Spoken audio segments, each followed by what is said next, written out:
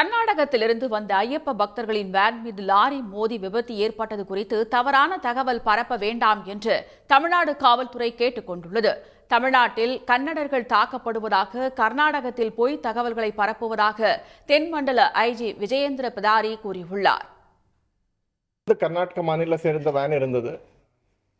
அதுல வேன்ல இருந்த பசங்கள் கீழே வந்துட்டு அந்த லாரியில இருந்த ஆள்கள் கூட ஆர்குமெண்ட்ஸ் பண்ணியிருக்காங்க. வாக்குவாதம் நடந்திருக்கு.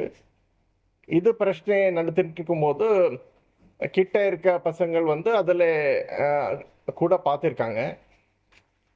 இந்த பிரச்சனை நடக்கும்போது காவல் நிலையம் இருந்த தகவல் கிடைச்ச உடனே காவலர்கள் உடனே சம்பவ இடத்துக்கே சென்று ரெண்டு பட்சங்கள் எல்லாருக்கும் பேசி சமரசமாக பேசி ஒரு அமைதியான முறையில் அனைவருக்கும் அனுப்பியிருக்காங்க. இது பிரச்சனை அப்புறம் அந்த வேன்ல இருந்த யாருமே எந்த விதமான புகாரோ கம்ப்ளைண்ட்டோ கொடுக்கவில்லை. அவர் காவல் நிலையம் கம்ப்ளைண்ட் கொடுக்க கூட கேட்டிருக்காங்க. எந்த விதமான புகார் கொடுக்கவில்லை. அவர் பாதுகாப்பான முறையில் அவர் அங்கிருந்து அனுப்பப்பட்டிருக்கு. அவர் அந்த வண்டிகை பற்றிக்க ஒரு சேதம்னால ஒரு லாரி டிரைவர் இருந்த ஒரு 1000 ரூபாய், ஒரு 500 ருபீஸ் ஜிபே மூலமாக மற்றும் ஒரு 500 ருபீஸ் கேஷ் கொடுத்து அந்த விஷயங்கள் அங்கே நம்ம சரியான முறையில் அது ஹேண்டில் பண்ணியிருக்காங்க.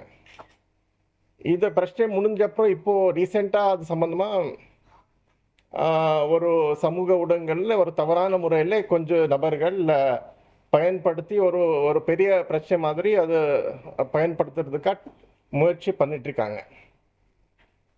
இது விஷயம் இப்படி இருக்கும்போது